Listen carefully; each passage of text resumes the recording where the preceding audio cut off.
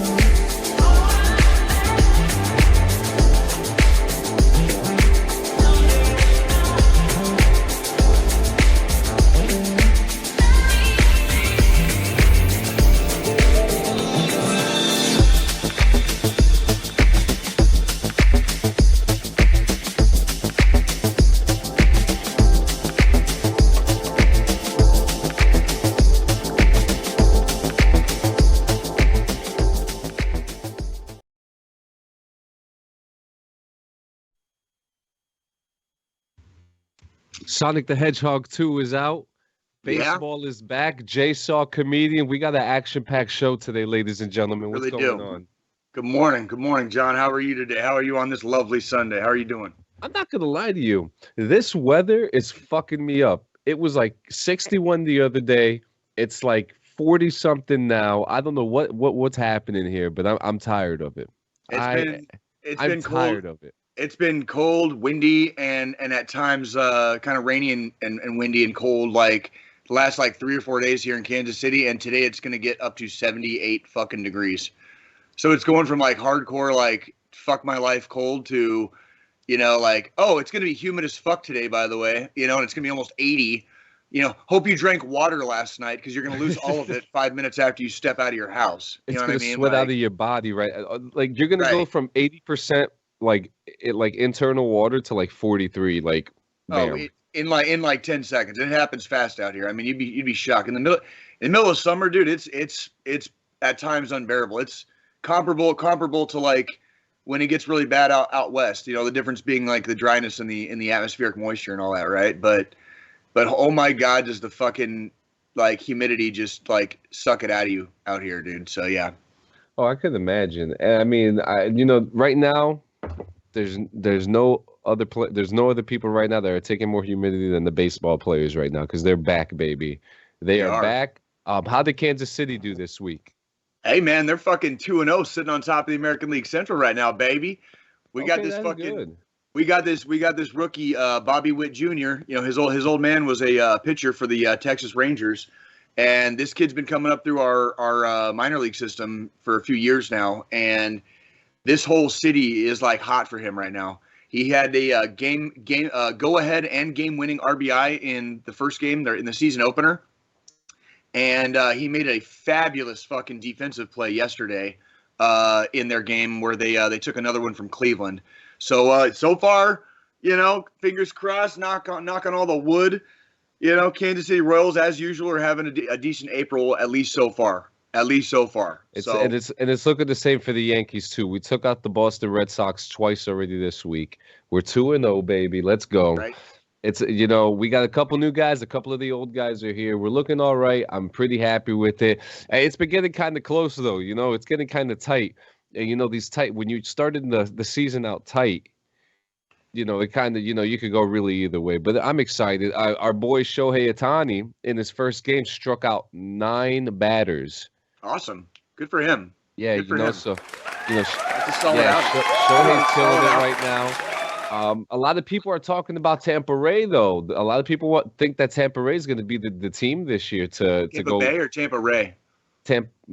Tampa Bay Ray, they're the same fucking shit. I was gonna say Tampa Ray. Tampa Ray would be like a shitty '90s like cover band of Sugar Ray from Tampa. You know what I mean? It's like, we are Tampa Ray, and he fucking goes like right into like You know, what's that song? Every morning there's a halo. Yeah, whatever. Like all that, like frosted tips bullshit. All that frosted tips bullshit we were into fucking 30 years ago. I don't know what the fuck it was. I didn't listen to it. Yeah, but hey, everyone's looking good. Right now, I mean, I'm looking at everything now. So overall, right now the best.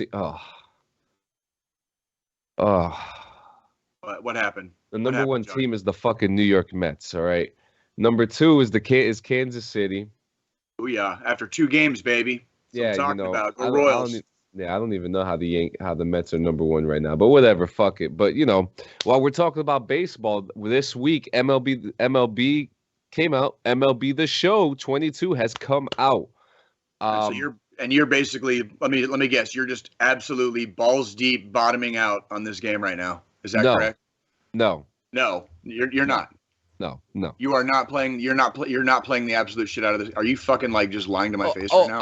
I'm playing the shit out of it, but I wouldn't say that I'm like riding the wave on it or anything like that. It's a very, very flawed game, and I'm not the only one. I'm not the only one in this room who has played it either. And I don't like hearing that, John. I don't like hearing that. To start off, the game itself. When you're playing the Diamond Dynasty, the exhibitions, the home run derbies, it's great. Some mechanics look improved, graphics look pretty good. Just they look a pinch better. Same thing that we notice every year with a sports game. They reuse everything. It's okay, cool. They add in a couple new things. The new thing this year was co-op, and my fucking god, what a disaster it is. I don't even know where to fucking start, and that's the perfect sound for it. To start off, one, you can't keep a fucking person inside the lobby for the life of you. If you're going into the co-ops by yourself, your teammate or the team, they always leave. Even if you start a game halfway through, it just for some odd reason that's just what happens. When you try to get into a co-op game with your friends. Yeah, it works so long.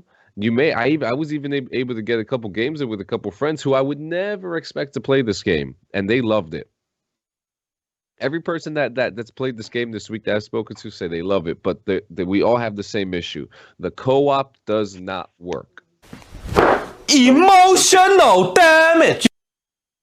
So it basically defeats the purpose of playing with your friends.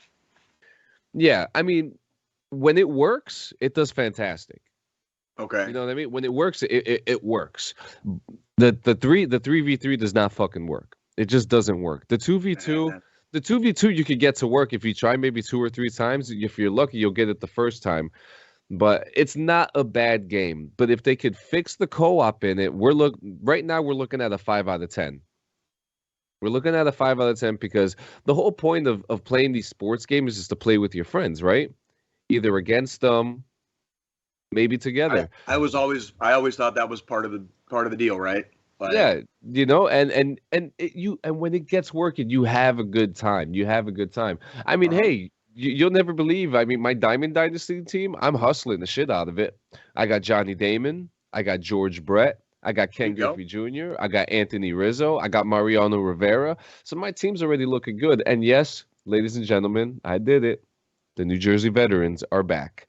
That's what I'm talking about, and baby. The uniforms are beautiful that I made too. It's a green and sand color.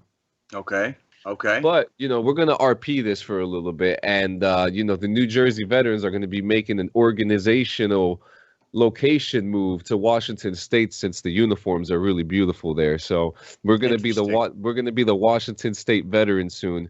And I think the uniform works out really nice because it's the Washington Nationals Cherry Blossom City Connect uniforms, which they are in the game, and they look great. So, I mean, a couple of the things. The Washington Nationals don't play in Washington State, right?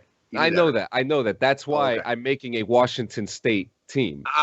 Got you. My apologies. Got you. So we'll have the Seattle Mariners, and then we'll have the Washington State veterans. Okay. From Fort Lewis. Lewis. Now I'm picking up what you're putting down. Now I'm tracking like a heroin addict. Yeah. I got you, John. I mean, the Diamond Dynasty and all that stuff, it works great. They added a whole bunch of new stuff to it that makes it really fun and more ways to enjoy the game.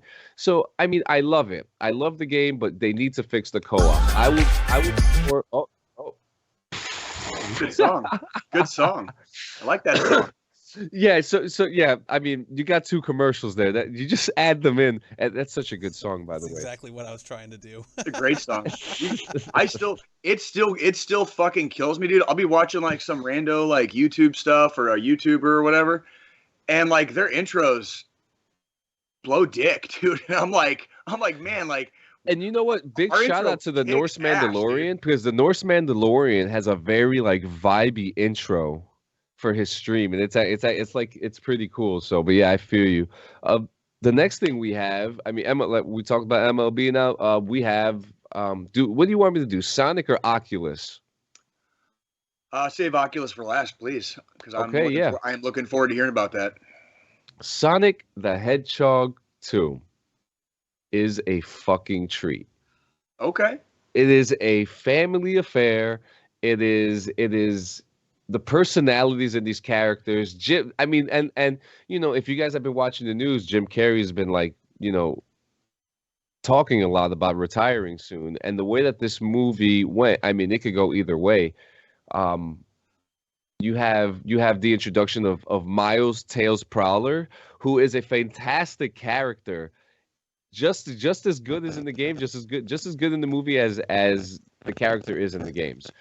It is, you know, different personalities. Knuckles was awesome, and Idris Elba was made for that role. And let me tell you, if you wanted to see what a fucking stupid grunt looks like in a animal form, it's Knuckles. Oh because my God. that motherfucker has one way of thinking and one way, and that's it. And it plays so well with the personality of the character. That's Because hilarious. you know, and you have the hero Sonic, who's like a hero. You have Tails, who is like the partner, but the smart guy. Then you have Knuckles, who's this just like new dynamic. And boy, oh boy, you know what I liked about this is that there wasn't as much human interaction in this one as there was in the last one. Jim Carrey was fantastic, and it just amazes me how an actor of that caliber could take a role like this so seriously. Right. And it works. He does such a good job. I mean, there's so many things. You see things from the games like the plane, Robotnik's machine body thing. This movie is a 10 out of 10. There we go. I mean, you always entice me. I mean, let me put it this way. It can't possibly be any worse than the Batman, right?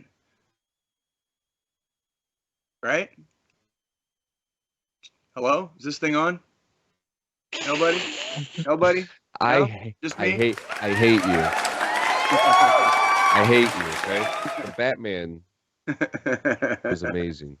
But that was 6 episodes ago. But yeah, dude, you gotta watch it. You gotta watch it. It's fun. Bring the kids to it. It is so fun. Lots of backstory into it, and stay for the credits. So tell me more about Knuckles' like grunt shit. Like, does he have like a necklace of like animal ears from like all the other Sonics that he's killed, or like you know, I mean, they could have gone dark. They were touching some pretty like dark borders with the characters, and I think that they could have allowed it. You know, it could have worked. Yeah, you know, and it was just like his character alone was just like, you know, how you see any regular grunt in a movie or a TV show as a cartoon. You know, and they get manipulated easily. They you know, and they end up becoming the hero in the end always. And you know, that's not what I'm saying happened in this film. I'm just saying that's usually what happens. It's kind of a foregone conclusion. That's a movie trope. That's exactly what you call a trope. That's a trope. But yes, like. But it's fun, absolutely. Man. It was very fun. They did such a good job. Of the animations were were spot on, if not better, and surprises. And what you know. Probably one of the more magical things about doing this was like going, you know, this is a family movie. This is definitely a family movie. And just looking over at like the excitement of my kids, like, you know, they were just so like there was a specific moment in the movie that was never leaked, or like it was such a big surprise that when it happened, 2 of them actually, that when it happened, like their faces, like I thought my one son was gonna have lockjaw. Like that's how what fucking just excited. smiling, Yeah. just a big old Kool-Aid grin on his face Yeah, and he shit. was just like, oh, I couldn't help but be excited for him, and That's having awesome. same thing with my daughter. Like my daughter, she's sitting there like so focused. Like the kids love Sonic the Hedgehog. 30, 40 years after. So this was a big win. This was a big win. And That's freaking awesome, let me man. see. Did I have? What else did you have? Oh, so yeah, just the Oculus Quest 2, ladies and gentlemen. Oh I yes, did it. I did you it. did. So my wife came through with the early birthday gift. Uh-huh. Yeah, because the birthday's coming up soon, and yeah, Good we morning, got Jason Gasses. Good morning. Good morning. Good to see you, morning, buddy. Jasus. I called him Jasus. Yes, you Jesus? did. I called him Jesus? Is this Jasus. like? Is he gonna be? Is that like veteran Jesus? Jesus? Jasus. He travels around the country spreading the gospel of fucking The gospel of the DD214. gospel of DD214, spreading like love and hope to the veteran community through gaming and like. All right, stop right there. We need to copyright this. I was gonna say eventually he gets persecuted by a government who doesn't understand him, and has to go down for all of our combined sins as veterans, right? Like poor Jason Gasses, dude, just taking all of the fucking like sins of the veteran community on his back for us. Thank you, Jesus. Thank you. Thank you. What would Jasus. Jesus do? Caffeine What and would whiskey? Jesus do? Caffeine and whiskey? Jesus would definitely do that. Yeah. Yep. Would Jesus do hate and discontent? He would absolutely do that. I like this. This. Our savior here at DD214 Gaming is very much not in line with the savior that you might be otherwise familiar with. This is a new one. Okay, imagine putting that on your dog tags. So yeah, the Oculus. It's all because of a Freudian slip too. All because of a Freudian slip, John. There we go. And the Oculus Quest 2. Let me tell you, my first impression of this was all just a gaming platform. It is not. You could do so much in this thing. One of the coolest things. Well, first I'll get on with the games. One thing that I'm very open about that you guys know is the fact that I have super bad motion sickness. We've talked about it on this show before. If you go back on our Kansas City episode, we talked about how I puked. That was going to be one of my first questions to you is how you reacted to being immersed, basically. Yeah, so I'll get on with that. I'll start off with that first. I'll start off with the negatives, which there aren't many, to be honest with you. But to start off with that is the motion sickness. Depending on the game that you're playing, it could literally be hit or miss. I've become a huge fan of the poker games in this. They are it is hilarious. The moments that you have from them are just like off the wall. You're literally sitting there, you're grabbing the chips with your remote, Yep. You're grabbing the chips with your remote, you're pressing the buttons. You could throw chips at people. You could throw them at people. And maybe sometime this week I'll maybe now that I figured out how to stream a lot better now and it works, I could actually do a stream where you guys could watch that and I could show you how it works. Are you able to interact? Is this like, are you able to interact with other people like online within like a digital universe? Absolutely. So please tell me about like that experience. Like I want to hear kind of like you were saying you can throw chips at them, but like what is the actual what's the overall experience like interacting with a digital version of everybody, I guess, if that makes sense. So the first thing that you do, well, the first thing that I did was actually probably the same thing that everyone does. They start looking at their hands.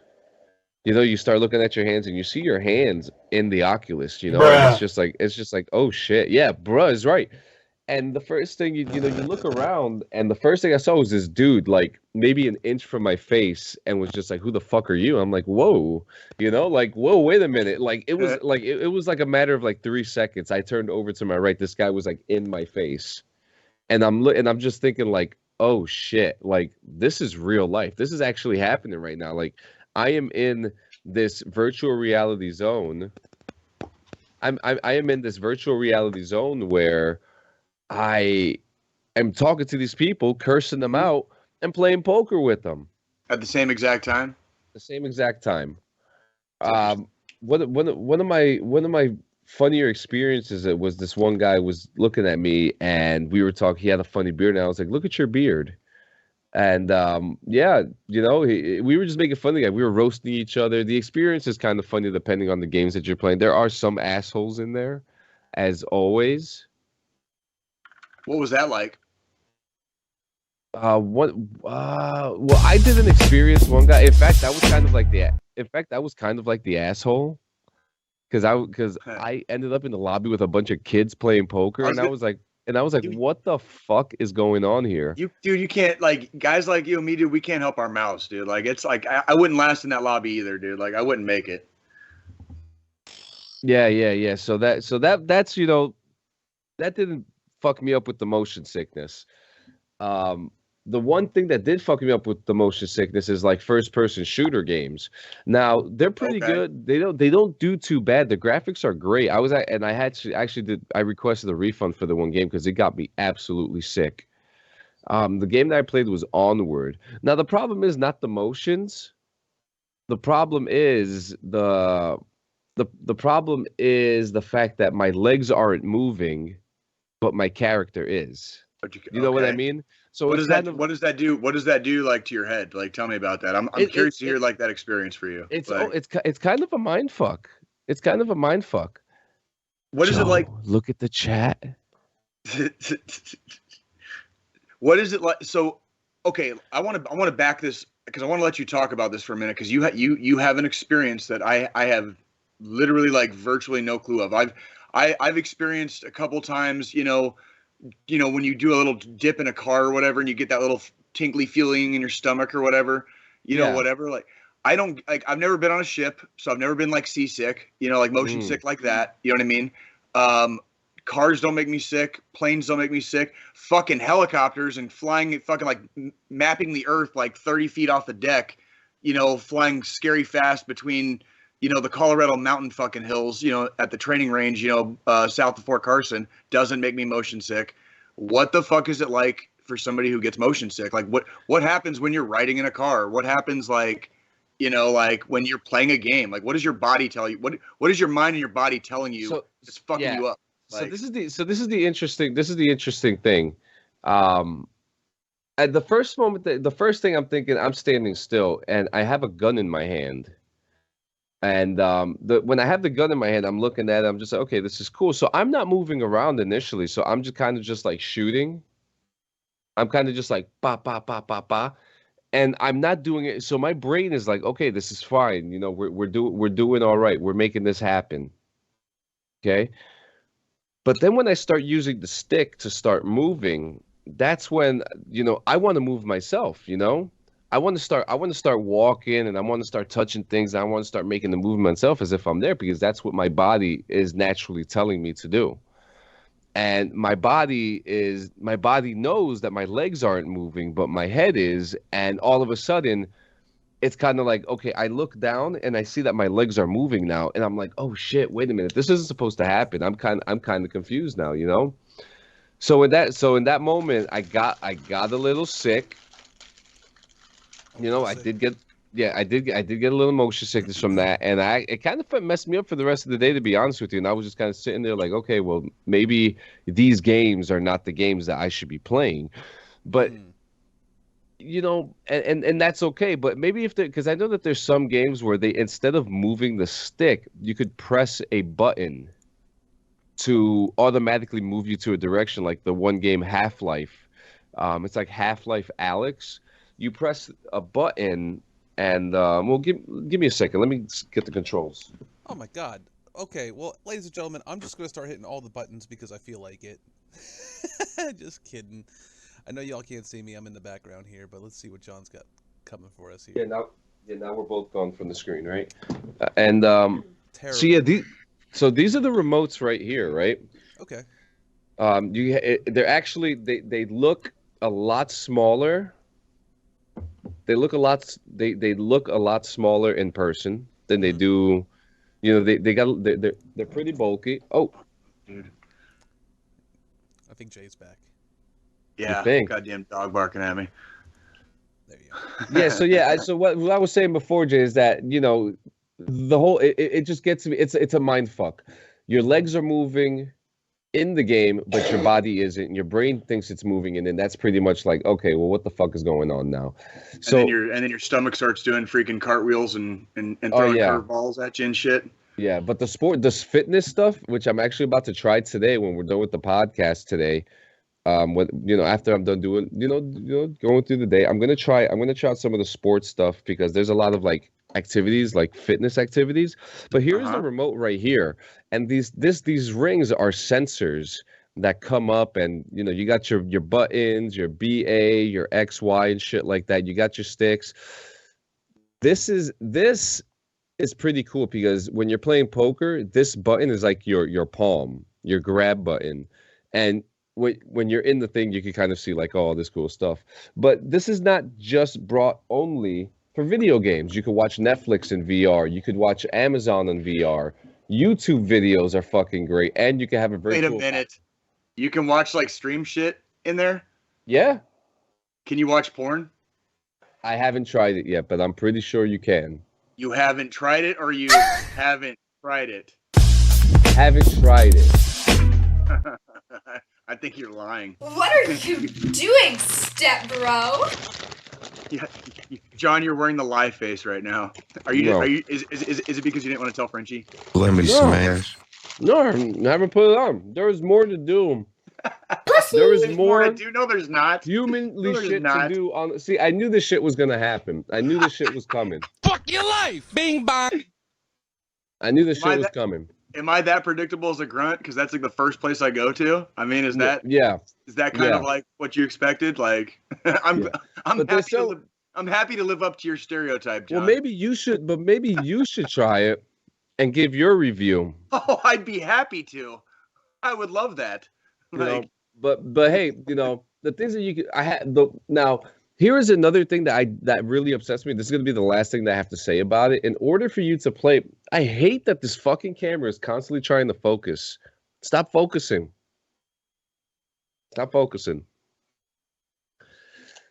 Is that if I want to play my Steam games, I need to pay an extra $20 for a virtual desktop in order to connect to my Steam games, which is okay because I'd rather pay the $20 for the virtual desktop than pay the $1,200 it is for the other VRs in order to play my Steam games. Jesus. So, I'm not gonna. I got nothing for that. Yeah, I think you're big on that one, bro. So if you ask me, is this a cool new gaming experience? Absolutely, especially like for watching movies. Especially they have live events too. You could go to concerts. You could. Oh shit. Yeah, they have a bunch of cool stuff that you can actually do. That right there, that would be one of the areas I would love, like the fucking Tool concert that me and Nikki went to. Yeah, well, they had Tool in there. They had Foo Fighters the other day. Are you serious? You could go to. And I think so. I think most of them are free. But one of the coolest things that I got to see, they're working on it for MLB, but the NBA has a front row camera app. That you could sit there watching the game in HD on your Oculus as if you're sitting in the front row. Now that, my friend, that is some fucking innovative use of technology. I can absolutely get fucking behind. It's that sounds pretty like fucking cool. Hey, I can't go to the game, so I'll pay whatever the subscription is to watch the games, and I'll just sit. I mean, it'd be or maybe cool. maybe you throw them like $10 and just watch it. Just watch the game. Right. Like for like one game or whatever. Yeah. It's pretty cool. And when I noticed that, I was like, oh wow, that's actually pretty cool that you can actually do that. They have an MLB VR app that you can watch the live games, but you're not watching the live games. You're watching more like a game cast. So my final verdict on the Oculus Quest, it is a 9 out of 10. It is the perfect birthday gift. It is a cool new way to kind of like, expand your gaming experiences and find new ones in gaming. So this is fun for people who have motion sickness like me. You'll get used to it. I'm getting used to it a little more and more. But I would not suggest a shooter. So okay, I see. I don't know. Board games. I would like board games on the Oculus Quest, and I'm in. I liked you were talking about sitting there and like playing poker and shit. That sounded like that's another. The poker games are fun. The poker, I wish they had more casino. I wish that they had like a casino game that I could kind of walk around the casino and like choose which game, which they do, but it doesn't fucking work. Well, that's like one of the first things we did on GTA Online when you and me played together was we went straight to the casino and just fucking fucked around for a little bit. You know what I mean? Like it was like one of the first things we did just to fuck off. You know what I mean? Yeah. Like, so. And now that I've taken the first 90 minutes of the show. Oh, dude, you're fine, dude. Like, dude, I don't know about you guys, man. I'm really never in a rush on Sunday. Like, today is actually one of the only Sundays I've signed up to work yet, other than when I work the Chiefs game. My man Bear, good morning. And yeah, so like it was, I don't care how long we take, dude. This is like our weekly little, spiritual cleanse, and then we get it out, and then we freaking go do our thing. We make it another, 168 until next week, basically. Yes, so, sir. Yes, sir. So what was your week like? Overall, freaking, I really can't complain too much. So last weekend we were kind of on the topic. My oldest daughter broke her poor little wrist, dude. That's right. Yeah. How's that going? So so we spent like the first couple days, like she was in a sling and just in a splint basically. And I'm sitting there like, making appointments for this orthopedic specialist that the hospital had recommended to us. They didn't have a fucking appointment until like 10 days after the fucking bone got broke. God damn. And like, I was like, fuck no, bro. Like if that thing needs surgery, if anything crazy needs to happen, if it needs to be reset, like sometimes bones have to be reset. I was like, that, especially in children, like that shit starts healing by then. You know what I mean? Like that's not a, so anyways, long story short, we ended up fucking Nikki, like my beautiful girlfriend, dude, as always, dude, like she tracked down a different place. I called them up and they were like, we can get you in on fucking Wednesday, like whatever, first thing in the morning. I was like, fucking cha-ching, like, let's do it. Cause we were already like encroaching on like 4 days after the event. You know what I mean? So I was not happy with that. It all ended up very positive though. We walked in, the doc came in, he'd already looked at the x-rays and he said the magic words. He's like, it's not going to require surgery and I don't need to reset anything. So she literally just walked to this orthopedist and got casted basically. And we walked out. And let me tell you, we're freaking, very few things in this world will ever like bring me to my knees like immediately. Yeah. But when that doctor like said like there's not going to be a need for surgery and we don't have to reset anything, like I almost started fucking crying, dude, because it was like I was so worried those first 3 days because I didn't know. Like my daughter's like she's just real fucking tough, dude. She really doesn't say a lot unless she's fucking extremely like bothered. You know what I mean? And that's kind Absolutely, of like her. Yeah. My oldest is kind of very, she's slightly introverted, but also like she'll tell you exactly how she feels at the same time, if that makes sense. So yeah, tough as nails, tough as they come. So she wasn't really complaining the first few days when she was still in the splint. So, but to me, that wasn't necessarily a sign that things were necessarily good either. You know what I mean? It's like she might just be keeping her arm, kind of stiff and motionless as it's supposed to be, and just being good about taking care of it, right? Yeah. So that was good. We talked last week about Wrestlemania, and I got because they kind of changed it a little bit this year. I got a wild hair up my ass to just sit down and kind of either watch or have on in the background WrestleMania. Holy shit, did I fucking like spend like about 8+ hours on this fucking shit this week. Yeah. Oh my God. It was a 2-night event. I'll give a couple of the highlights and then I'll give a couple of the lowlights, I guess if you want to call them. Yeah. Call it that. And I'll try to be kind of brief. I can't wait. It was 8 hours long, so there's a shitload of material. Yeah, because I want to hear what you liked about it, because I cannot wait to hear the things that you liked about it, to kind of, because you haven't watched it. I haven't watched it in a long time. I'm like 3 wrestling generations past where I left off. Yeah, that's why this conversation will be very interesting. That's why I'm very like, it's very interesting to me that you took the time to watch WrestleMania, and like it's. I was curious for myself, honestly. Like more than anything, I was curious for myself. I wanted to see what I really thought about it probably ballpark about 20 years after I ever watched with any kind of like regularity. You know what I mean? And I mean that like legitimately. It's been about 20 plus years. Like the last time I sat down and watched wrestling of my own free will more than once in a week. You know what I mean? If that makes sense. Every once in a while I'll go back to it, or I'll watch a documentary that has something to do with it. But as far as like watching wrestling, keeping up with storylines, keeping up with the fucking wrestlers themselves, man, I'm way out of the fucking loop on that shit. It moves way too fast. Yeah, and these days, with the WWE universe, it is a revolving door of storylines, and if you miss it for freaking 6 months, you're effectively clueless until you catch yourself right back up. You know what I mean? So to start with some of the positives that I liked, the pageantry. They have made WrestleMania officially like an event, an experience. It's for the fans. It's got history. It's got all the fucking build up, blah, blah, blah. Every year you can count on it like clockwork. It is fucking WrestleMania. That part, they easily fucking nailed. They nailed, and they nailed it on both nights. They really did. Both nights they nailed it. Couple of the matches, really, really good fucking matches in there. I liked, believe it or not, I fucking was very, very impressed with fucking Ronda Rousey and Charlotte Flair.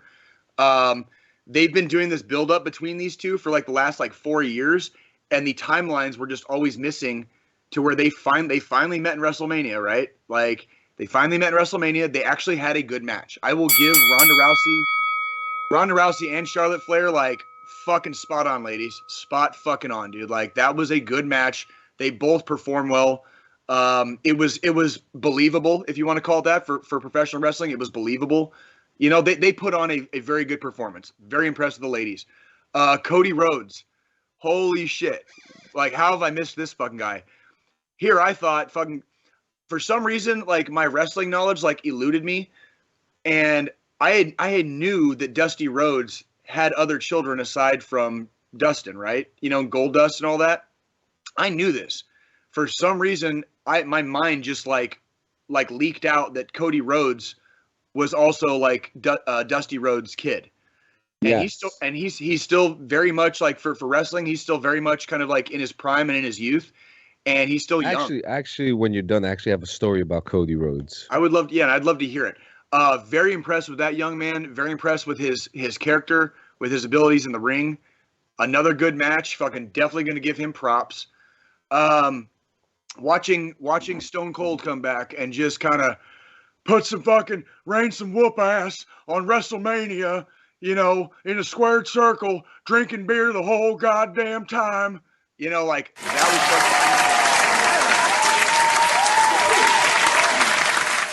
that was a blast. That was a blast from the past. It was kind of cool to watch a wrestler who grew up watching and being a big fan of Stone Cold Steve Austin get to wrestle against and get his ass kicked by his hero, right? Like that part was kind of cool, right? That was kind of a fun thing for the main event, on the first night. And I'll end off with, on the positives, I'll probably end off with The Undertaker. So The Undertaker officially retired. This is probably one of the first WrestleManias since WrestleMania 7. I remember when The Undertaker debuted at the Survivor Series. Survivor Series, yep. As a mystery member of the $1 Million Man Ted DiBiase's team.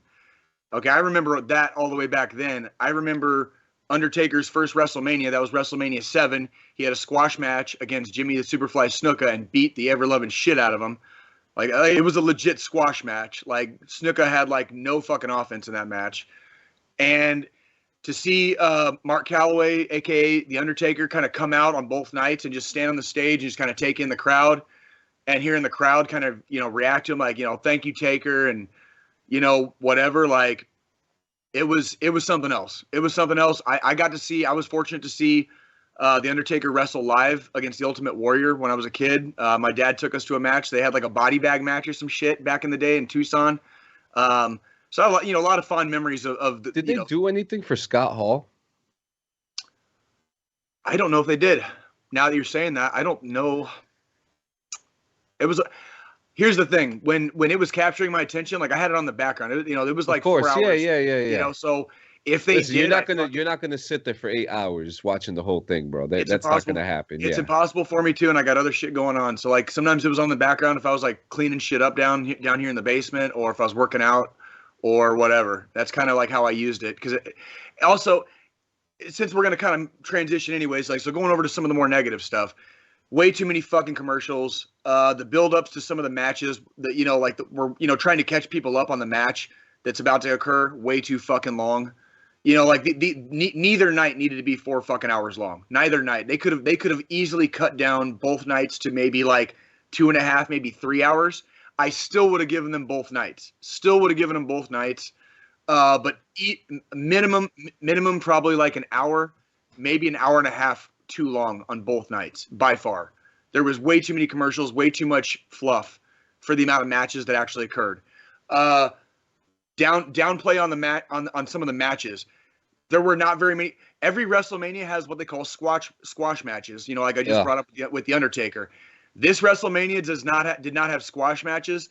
I would highly advise the WWE to introduce squash matches next year on both nights, because when every single match you watch is over 10 minutes long, it gets fucking boring. Really quick, dude. Yeah. Like if that there were a couple of good matches. So if the match is keeping your attention, good fucking match, right? But for the matches like on the lower portions of the card, some of the tag team matches, dude, it got old quick, and it was like, all right, I'm not surprised. Honestly, I wasn't either. There have been some really, really bad WrestleMania matchups that went on far too long, like that really should have probably just been squash matches themselves. You know what I mean? So, overall presentation was on point. Matches were about 50-50. Main events, I'm going to give a 1 out of 2. So they definitely scored with Stone Cold on the first night. The Brock Lesnar Roman Reigns main event was a little bit of a letdown for me. That was kind of a letdown. You can tell these guys have had matches before. I can't wait to get into this.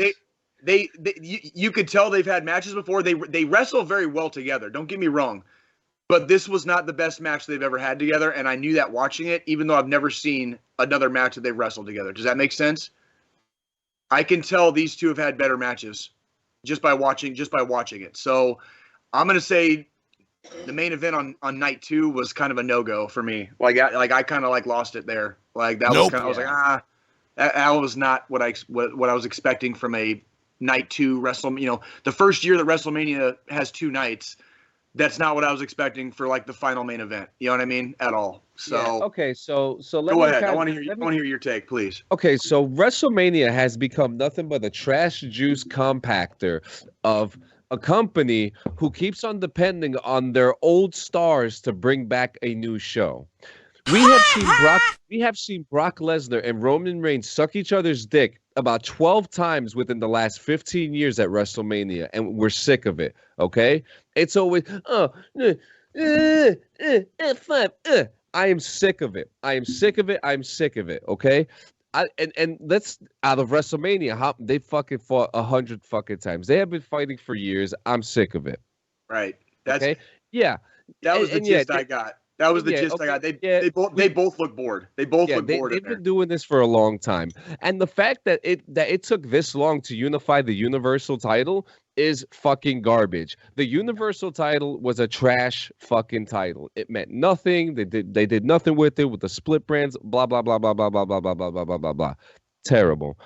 I don't know how many times we've seen Flair and Rousey. She's just another person living under the shadow of her father, and another MMA superstar trying their hardest to cross over to something that's already been done. It's being done right now with AEW, which Cody Rhodes found. Okay. Right. AEW's doing all this shit, and listen. They made it kind of a point that it was kind of special that Cody Rhodes was there at WrestleMania. Yeah, and I'm getting to Cody Rhodes now, and it's actually very interesting because last night at UFC, the owner of AEW and Jim Ross were at the UFC event last night. So I think that's actually kind of funny. So Cody Rhodes, first off, after Cody Rhodes, he left the WWE because he was sick and tired of being Stardust. Now, if you guys also don't know, he's also the brother of Goldust. Right. You know, the Rhodes family is a huge family. They are wrestling legends. Hard time, baby. Hard time. Can I briefly segue off of this to where I might catch flack about this from the wrestling community, but back in the 90s, I was never a fan of the Goldust character. Not once, not ever. And I always thought Dustin was going to do something different after he was able to kind of get out from underneath the shadow of that character. And he was never able to make it happen. I don't blame Cody Rhodes for not wanting to be fucking Stardust.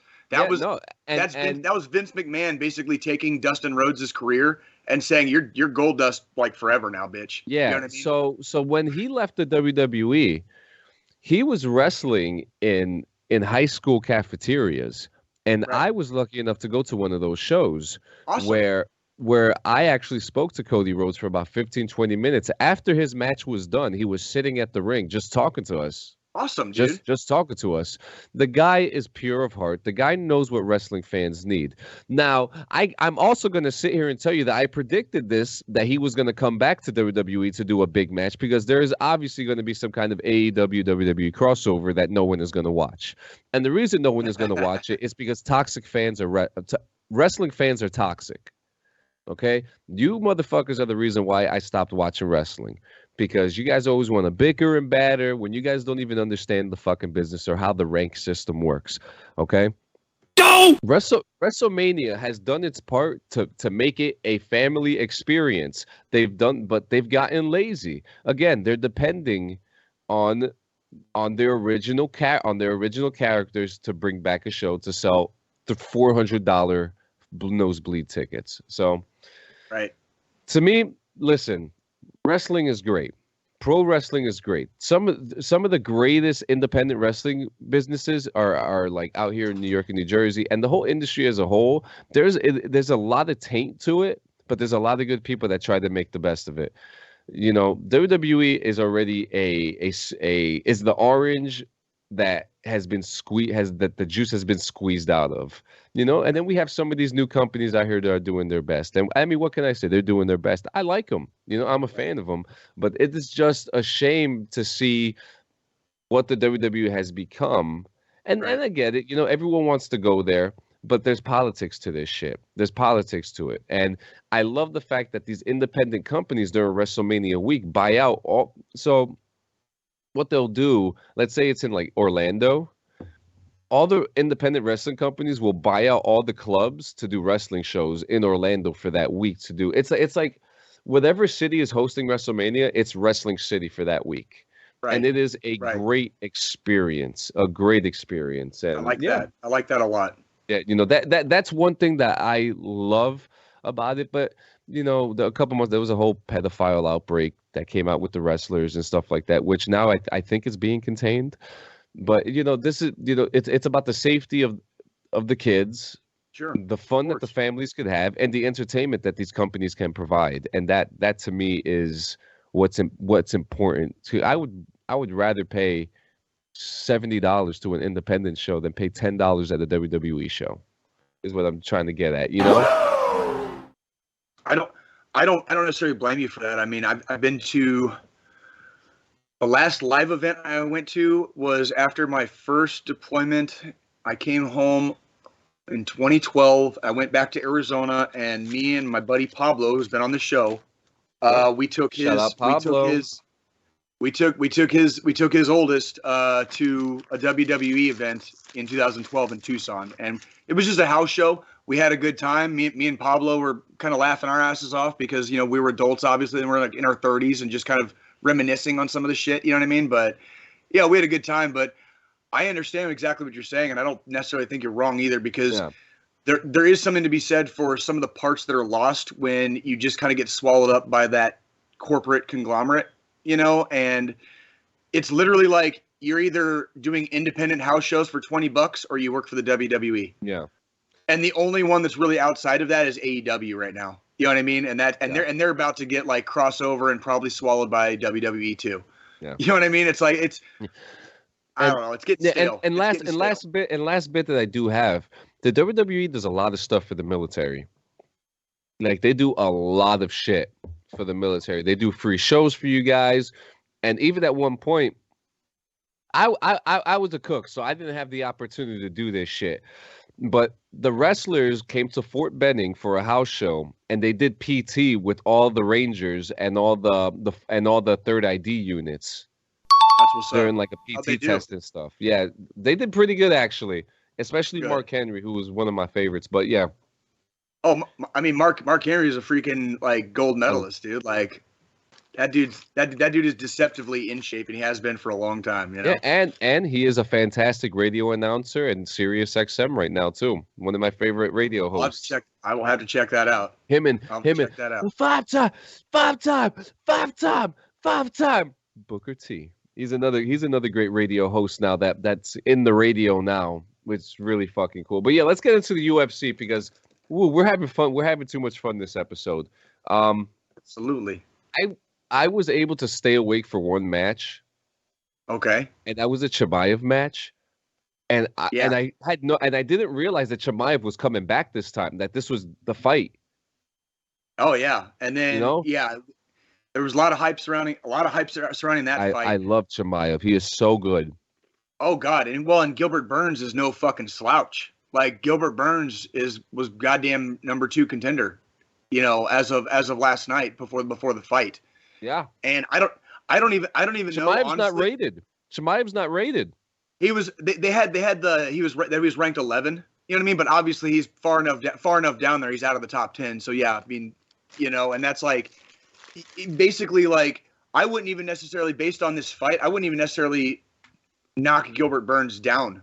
No, I really wouldn't. Like both fighters just kind of like brought it for 15 fucking minutes straight. Both of them like had their kind of back each other. Yeah, they were both fucking taking it to each other. Chimaev came out with the victory. I predicted victory for him. I was very, very like taken back by the amount of punishment he was able to absorb. Oh my God. I was almost hesitant to pick him because I knew Gilbert Burns is like no slouch, but I really felt like, I don't know why. I felt like Gilbert Burns was going to have a bad fight, and boy was I fucking wrong. Like dead ass 100% fucking wrong. He did not have a bad fight. He fucking took it to Kamzat, and freaking, oh my fucking God, was that a fight. That's probably my prediction for this fight, is probably going to be fight of the year. No shit. Like that is like my prediction. If it's not fight of the year, it's going to be in the running. Okay, it's easily in the running. That was 15 minutes of nonstop throwdown. Look at both of their faces at the end of it. You know what I mean? Like that was a goddamn good fight. There must have been at least 3 or 4 times that the match could have ended right there too. On either end.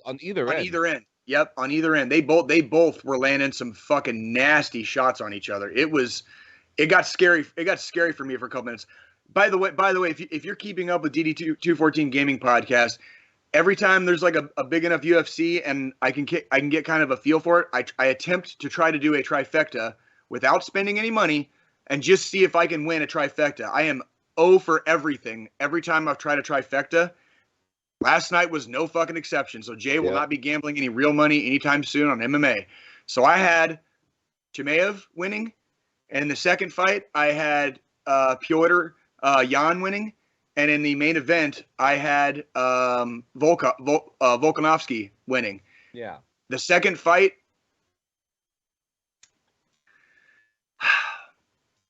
this is where it gets real tough for me, because I've spent so long on this podcast advocating for 10-8 rounds, 10-7 rounds, whatever. Last night, the first round of the Sterling Jan fight, in my opinion, those first 5 minutes, if I was a judge, I would have given a 10-9 to Jan. I would be happy to hear other people's opinions on this.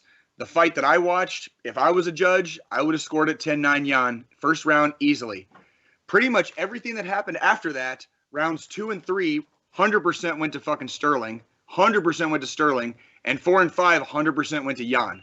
So it's really the only question is that first round. Apparently 2 of these motherfucking judges gave that first round to Sterling, and basically for a guy who like he had Jan's back pretty much the entire second and third round, but Jan was defending, and he defended so well that he didn't get choked out, right? So Sterling definitely gets those rounds, but those were not 10-8 and definitely not 10-7 rounds to me. That was like 10-9 rounds. There was defense. Everybody was active, whatever. Same with 4 and 5. It was like all fucking Jan just beating the dude's beating the brakes off of freaking Sterling, towards the end there. And for a guy who finished the fight down hard the last 2 rounds, the judges gave Sterling the fucking the match, and there went my fucking trifecta right there. Like my trifecta was blown in place right fucking there, and I was just like, of course it would be on a fucking. By the way, there it is. I just want to add in, for those of you that aren't familiar with the history of these two, whether or not that judge's decision was good or not, and regardless of my opinion on it, the last fight ended with Peter Yan losing his belt to Sterling through a disqualification because he kneed him in the head on the ground. Yeah. Okay, so Sterling won the title in a very kind of like not cool way. No fault of his own. That was not Sterling's fault, by the way. I'm not going to blame him for getting kneed in the fucking face on the ground.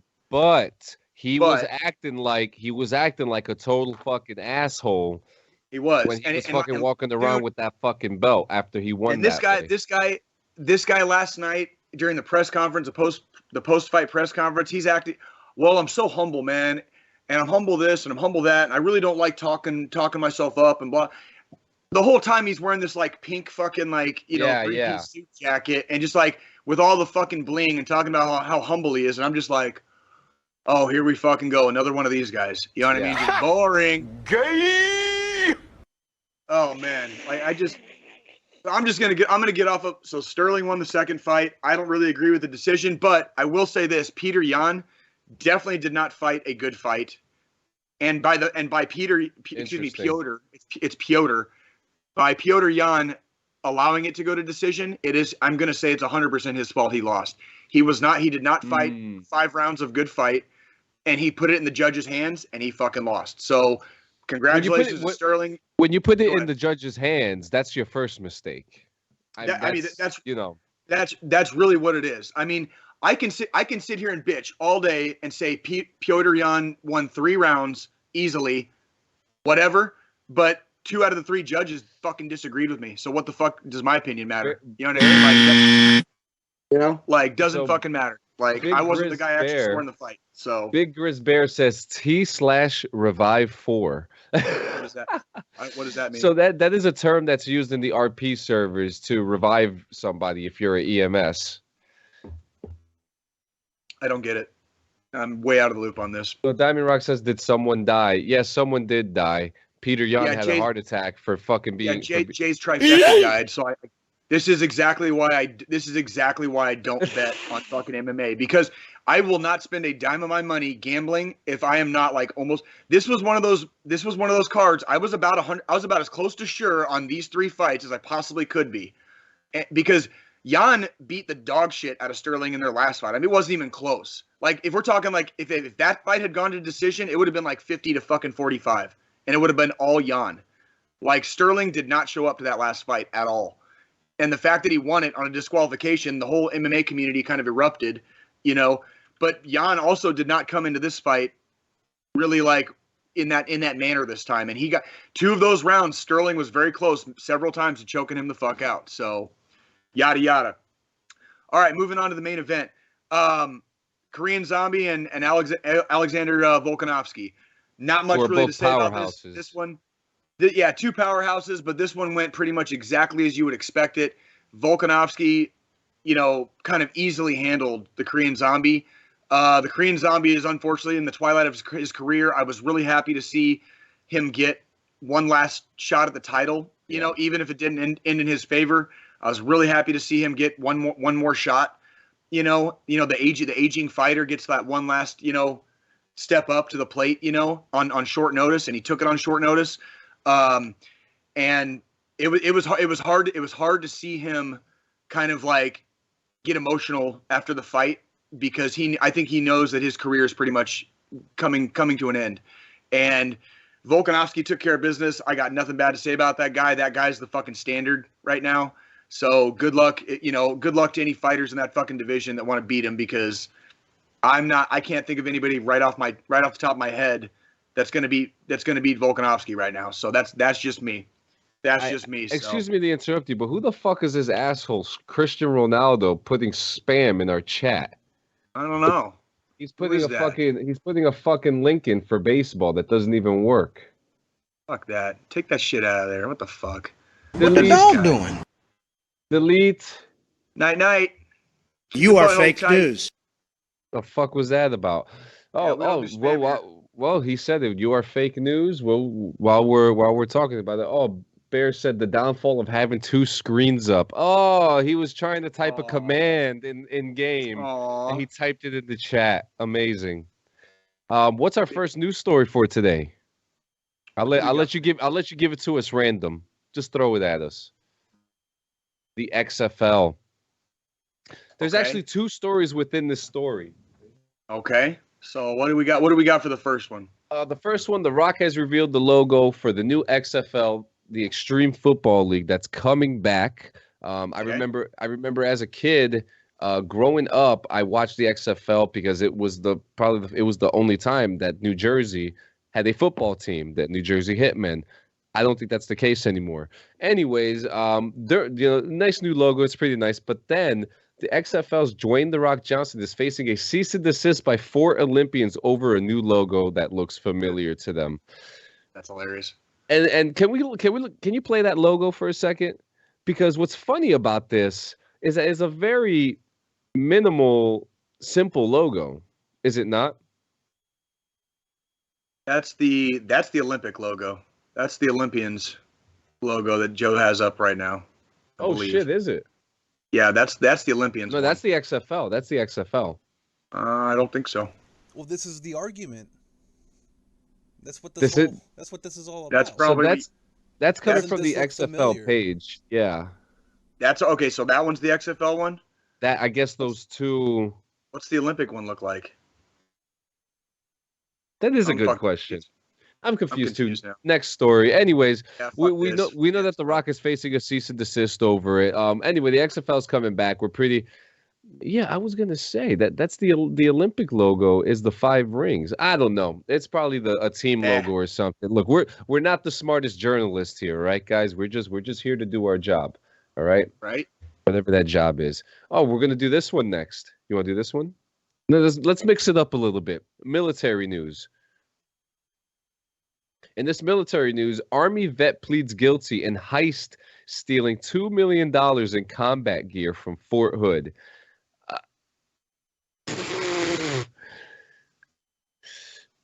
I mean, Jessica Smith admitted. I could zoom into this actually. Hang on.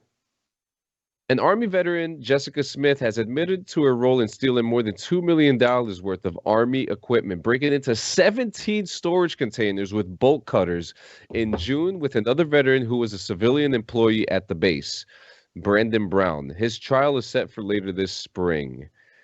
I mean, do we have like a wall of shame or a wall of stupidity to put these people on? Because it's like, we should.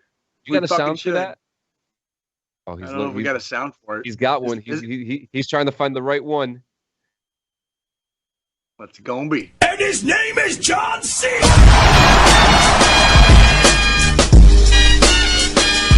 No one saw that one coming anyway.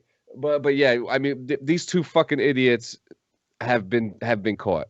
And wasn't there something too that they started like selling, that they tried to sell it like a week or two after? 2 weeks later. They tried to sell it on eBay. It's like, you dumb mother.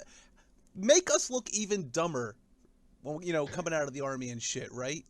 These are the type of soldiers we fucking have these days. Jay, I could go on a rant just like you right now about this shit, but you take the reins. I mean, Jesus, take the fucking wheel. I would love to I want to hear it. I want to hear it. Yeah.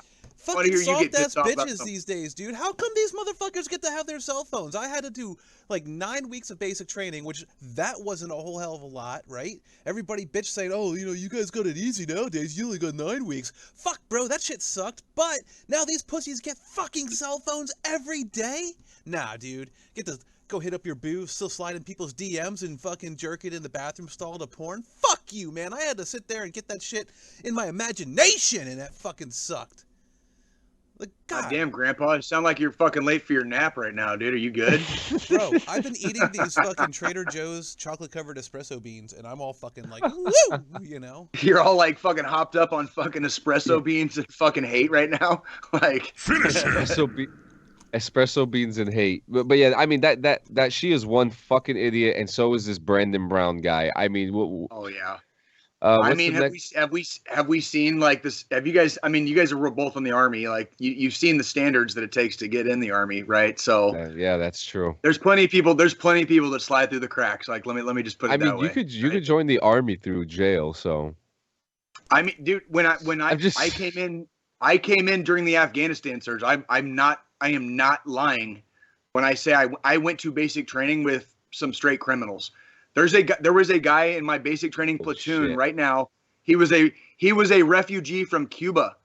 He was a literal boat person from Cuba. Oh fucking, shit. They got blown off course. They ended up like in Mexico. One of the people in their boat fucking died while he was in the boat. Do you know where he is right now? He's in jail for fucking murder, dude. Like, God damn. Fuck your life! Bing bong!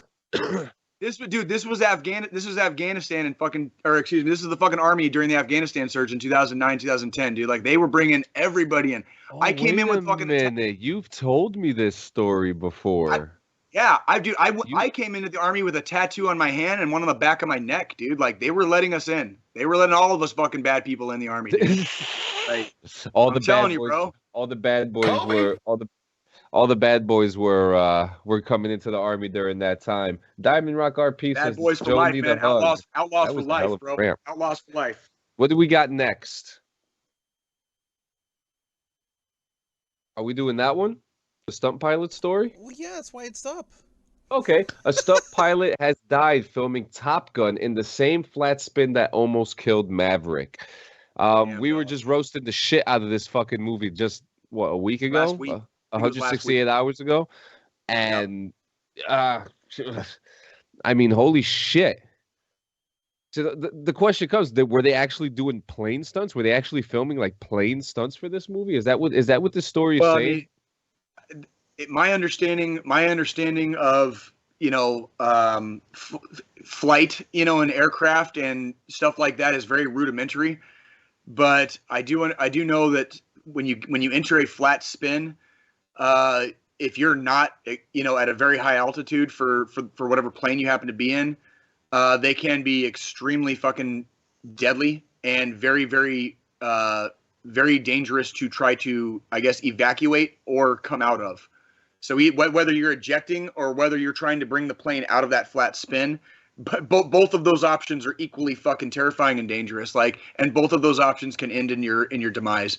And it's really sad to hear that somebody died filming a fucking movie. You know what I mean? That really sucks. Yeah, I feel really bad for the person's friends and family. You know what I mean? Yeah, like, and it that actually sucks. says here too that it almost happened like the same way that the one character Goose died in the movie when his head hit the canopy coming out of the plane. Coming out of the plane. Yep. You and know, that's so these are. I don't know, man. I just feel bad about that. It's terrible, and I mean we hear these action-packed movies. I mean there needs to be more safety. I mean in every single Batman movie that's been filmed, someone has died because of a stunt. We hear these. That sucks. Yeah, this is a fucked up fact. In every single Batman movie, someone has died. I think someone died on the set of Men in Black too. These things unfortunately happen with these high-powered stunts, and that is no different. That's right. This is actually a story I've been actually very excited to talk about. Razer Headset saved gamer's life after stopping a bullet. You may have to click the link for the pictures on this, or is the picture there? Yeah. Click that Reddit link. So this young man was playing video games, minding his own business, and a bullet came through his window, and the Razer headset deflected it. That is absolutely amazing. Yeah, like, that's basically would have gotten. He basically would have gotten shot in the head and become a statistic of being killed by random stray gunfire. Yep. And instead, his Razer headset saved his fucking life. Yeah, yep. And Razer did reach out to him. They gave him a new headset to replace the defected one. I listen. You guys know more about ammunition more than I do. So with the picture that was shown in it, it shows that the bullet was angled down, looking like it came from a little bit higher. So is it possible that someone shot a bullet up and it curved down? Like what's your consensus on this? That is almost guaranteed. I almost guarantee you that's like anything that goes up must come down. If somebody fires in the air. A lot of times when you hear about people getting accidentally killed by stray gunfire on like nights like that arrow, Joe. The right arrow. Fourth of July, when your city's sporting team fucking wins the championship, whatever. People fire guns in the air, man. Bullets go up, they got to come down, right? They're not leaving fucking the earth, they're not going into space. And bullets on a flight path and a certain trajectory will eventually land somewhere, right? And depending on what angle you had your gun at, they can still be falling at very fast, fast speeds and fast enough that they will fuck you up on the ground. That's why you don't ever fire a fucking weapon into the air unless you're goddamn in like a goddamn war. Okay, like that's like let's talk about weapon safety here, kids, for a minute. All right, like we don't fucking fire into the air. Okay, this isn't the fucking Wild West. You're not fucking Yosemite Sam. This isn't Jarhead. Fucking stop it, dude. Just fucking stop it. Yeah. Like stop giving gun owners a bad fucking name because you're ruining it for everybody else. Okay, you clearly ruined this fucking gamer's night, right? Like the dude almost fucking died. The dude's probably been like an existential fucking wreck the last week. You know what I mean? Because like I almost fucking died, man. Like that was almost the end. Like having his like first real fucking brush with death. You know what I mean? The poor fucking bastard, dude. He wasn't even expecting it. And this is shit that can happen fucking anytime, pretty much anywhere. You know what I mean? Like, so yeah, let's talk about fucking weapon safety and not being fucking idiots firing guns in the air. Where a goddamn Razer headset is all that fucking saves some poor fucking schmo's life. You know what I mean?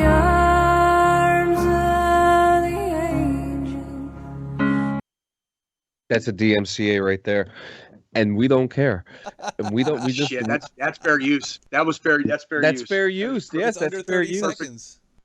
That was way less than 30 seconds. Man. I mean, God bless that kid, who survived that. I mean, that is probably one of the scariest things to go through. I mean, you just had a bullet just deflect off your headset, and you're innocently playing fucking video games, and the bullet comes right through your wall and hits your head. That's some shit. It is. What we got next? Really is. Among Us has been featured on Jeopardy as a one of the subjects here. On the recent episode, things got a little suspicious when the popular video game Among Us from the developer Innersloth showed up as a clue. It's certainly not the first time that Jeopardy has had video games included in the program, but it does appear to be a first for Among Us. Thanks to that, there is now video footage of Jeopardy host Mayim Bialik, excuse me if I'm saying that wrong, saying Among Us, as well as footage of three-time Jeopardy winner Mateo Roach uttering the unbelievably, fantastically wild phrase, "What is sus?" Is there a soundbite for that? Scroll down. Probably not. If you have a hard time pronouncing the announcer's name, just call her fucking Blossom, dude. Like that's how I'm always gonna remember her. She's fucking Blossom, dude. Obama hamburger. Obama hamburger sussy balls. Lil Mosey is white sussy balls. Don't be suspicious. Don't be suspicious. Don't be suspicious. Don't be suspicious. There you go. Don't be suspicious, folks. What's next? What do we got? What's next? Halo, the official cookbook, has been announced and released and will be released later this year in August. This isn't really anything major. It's kind of funny, to be honest with you. What are we gonna cook? Like alien hindquarter legs? We should have a DD214 gaming cookbook. That's it. It's like that's it. How to bake edibles. Like how to make THC butter. I was gonna do like pizzas, hot dogs, and then we'll have something with the Paleo Giant. Shout out Paleo Giant. There you go. So what's next? And by the way, guys, we're not talking about Halo because the show sucks. That's all we have to say about that. Fuck that. Let me zoom out on this presentation. Okay, guys, so I know you guys are pretty excited about this. Kingdom Hearts 4 has been announced with a new trailer. The official date has not been released yet. Kingdom Hearts, What is this game about? So the game, it's like a multiverse of of most of the Disney characters, and it's like it's like a linear storyline of it's just like just a practical Disney storyline of multiverse characters being heroes. That's the premise of it. Pretty exciting. It's pretty exciting. It's a pretty exciting game. I remember the first ones when they came out. I was a big fan of them, and if I have the time to play some of the new ones, I'll get into it. You know, they're not bad games. The game itself, I mean, the graphics, the game has always been ahead of its time as far as graphics go. So I would not be surprised if this is any different. This is actually one of the most anticipated games like of all time too. So this is a big thing, and I'm actually kind of excited to talk more about this as more things get released. If you fast forward a little bit, Joe, you'll see some slight gameplay that they have. I think it's right here. Click that. Oh. Now, who are these characters? Do you know? Are you familiar with these characters? So the main character, he is from Final Fantasy X. No, is he from Final Fantasy? It's been a long time, ladies and gentlemen. I was going to say, right? Even John got confused. I love it. Yeah, it's been a long time. I believe that's the character from Final Fantasy X, which was probably one of the best Final Fantasy games that ever came out of all time. But yeah, I believe that's the character, and then that character made a name for itself in the Kingdom Hearts games. You know, we've seen Buzz Lightyear, we've seen Mickey Mouse, Daffy Duck, Goofy, a bunch of great characters who have been a part of these games, and this is going to be fun. I'm super excited to see this come out soon. Next. Okay. What do we got next? Okay, well, this is actually kind of exciting to me. Grand Theft Auto leaker claims this is the first GTA 6 screenshot.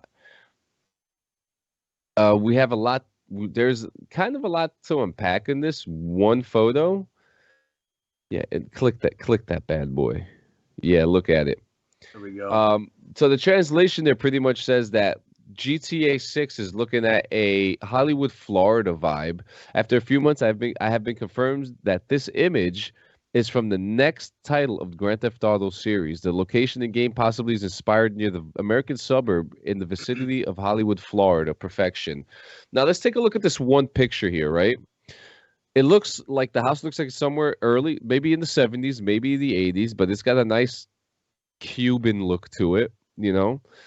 It's very cream, and if this is the direction that we're going to go with GTA, I'm kind of excited for it. I would like to see the older style of weapons, which would be cool. Maybe like an M16. We're going to see an M16 that's probably the high automatic in this game, or like a fucking Tech 9 or a fucking Uzi. Yeah, you know, so I think if this is the vibe that they're going for, I like it. It's a nice screenshot. The house looks nice, and granted, it's nothing. It's absolutely nothing, but at the same time, it's everything if this image is real.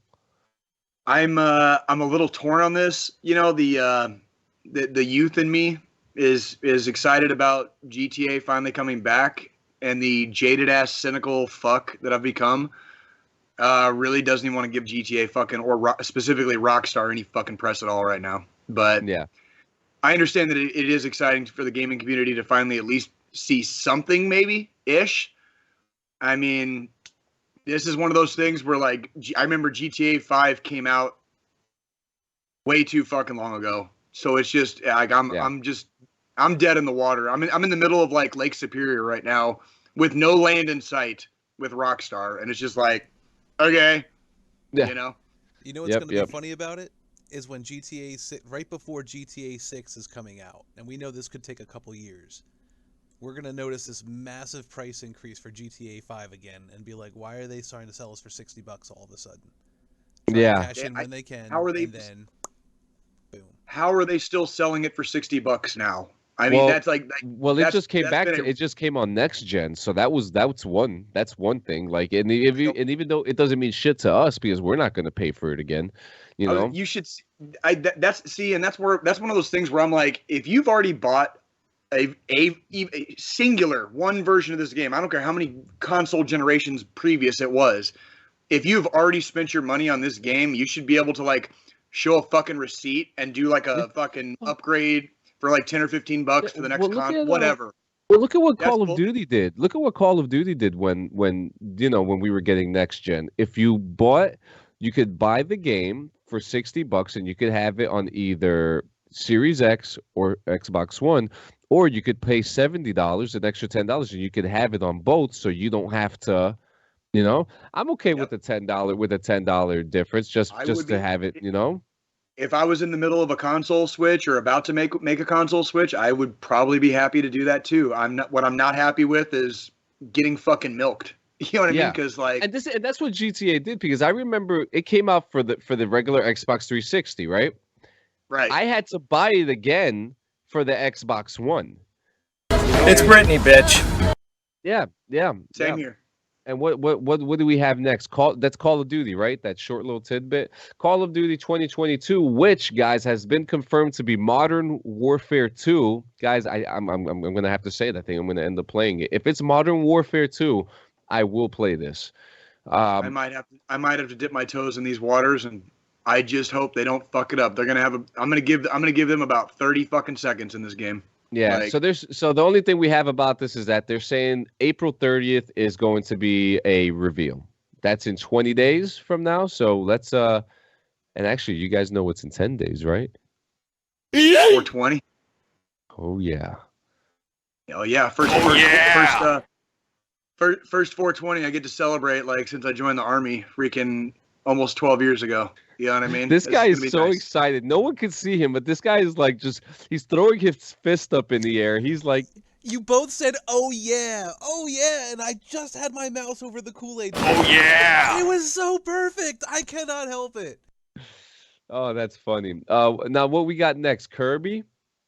Is Kirby next? Kirby. What happened with Kirby? Kirby, the video game, where the composers and the soundtrack have won a Grammy Award. Interesting. And no, ladies and gentlemen, no one got slapped during the presentation of this award show. Does Kirby slap people, or are you making a subtle Will Smith reference? Yeah. Well, Kirby eats people. That's what Kirby does. That's right. He eats and absorbs their power, and yeah. But yeah, you know, I play like a 2-second clip of it. Yeah, play it real quick. This is the song that won.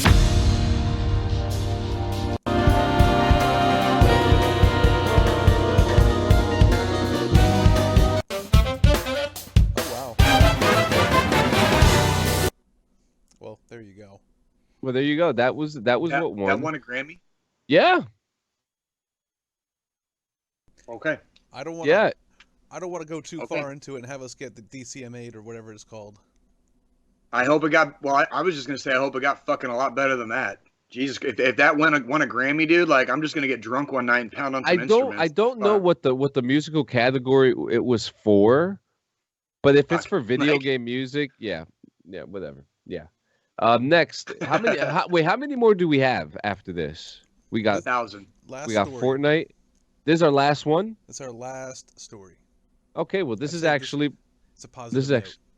This is actually very positive. Fortnite, Ukraine relief donation total is unlike anything the gaming industry has seen. Fortnite has raised $144 million for Ukraine efforts.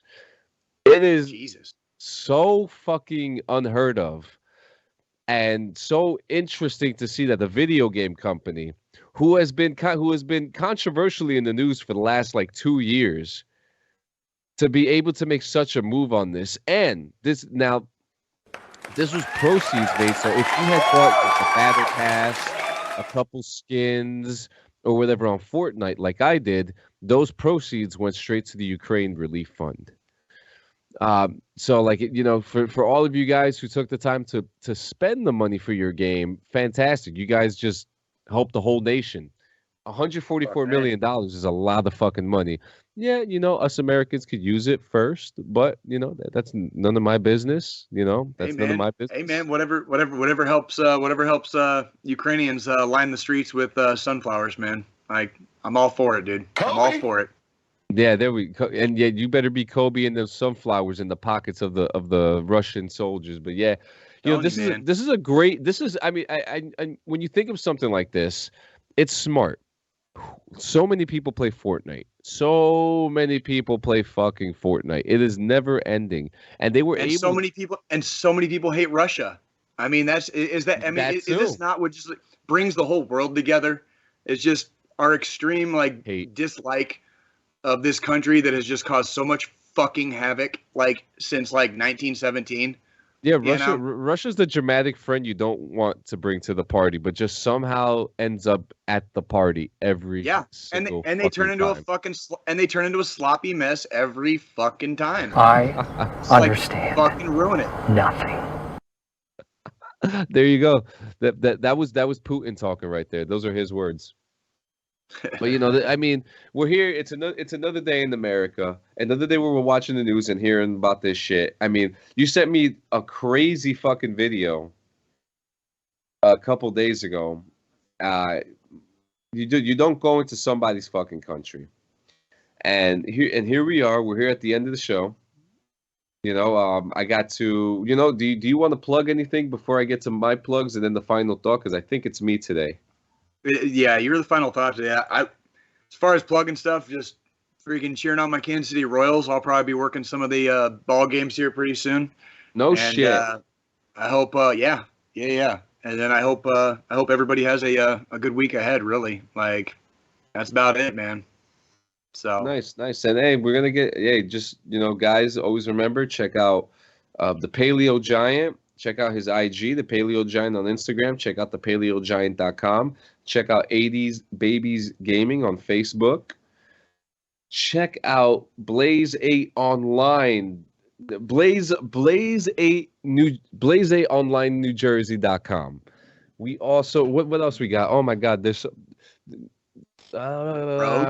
Rogue Energy. Remember, guys, Rogue Energy, DD214 Gaming is the code for 10% off your order today. And yeah, make sure you guys check out www.dd214gaming.live for everything DD214 Gaming. Everything. You leave a voicemail and all that stuff. Actually, we keep on forgetting to do that too, because we could get the calls, and we keep forgetting to bring that up. Yeah, it keeps on slipping my mind. But yeah, guys, we're here. It is, what is it? It's April 10th now. We're getting into the spring season time. And it's no different than any other day. You're going to, the cloud comes, and it's more than just the rain. It's the storm. And it's only up to you to have the proper umbrella to withstand it. Every single day is a new day. One day you may be extremely happy, and the next day you probably fucking miserable, and that's okay. That's okay. It's up to you to make to find a better way to help yourself and those around you. Because if for example, if you're down or something like that, like myself, I'm guilty of it. I'm down, and my emotions and my attitude sometimes, sometimes I am that elephant in the room, and it doesn't feel good sometimes. And then, you start pestering and poking at yourself sometimes because you feel like you're that guy, and you don't have to be that guy. Self-awareness is a fantastic thing, and to be self-aware of your emotions, and to, not just talk to yourself, but to let yourself know that, hey, you're going to be okay today. I have friends around me, and if you don't want to talk to those friends, that's okay. You can call this number, 1-800-273-TALK. Yep, 1-800. Oh my fucking God, yo! Did I fuck this up again? What happened? 1-800. Oh no, I got it right. 1-800-273-8255. 1-800-273-TALK, guys. There is always, you can call. You can text. I don't know if you can do video call. I don't know if that's a thing or not. But you could go right on Google, and you could do Google Text, Google Call, There's a hotline for this stuff. You could talk, if you're having a hard time with your doctor, speak to your clinics. Maybe if you're part of the VA, speak to your VA. Be comfortable with your doctors. Be comfortable with yourself. The only way to drive through this road is to get in the car and hit the gas. We love you guys. Thank you for coming. We'll see you in 168 fucking hours for another wild episode. Hey, this week there was just a lot of news. So hopefully next week there's a lot of news. Maybe we will actually do something, and we will get a guest next week. Maybe we will. Hey, listen, it's been fucking busy, y'all. Yeah, it's been fucking busy. It's spring, man. Everybody's doing spring cleaning. Freaking shit's fucking coming alive again. Now, when you say spring cleaning, now you mean like blocking friends and stuff like that, or? I don't know. I don't really block people. I've never really had a need for that.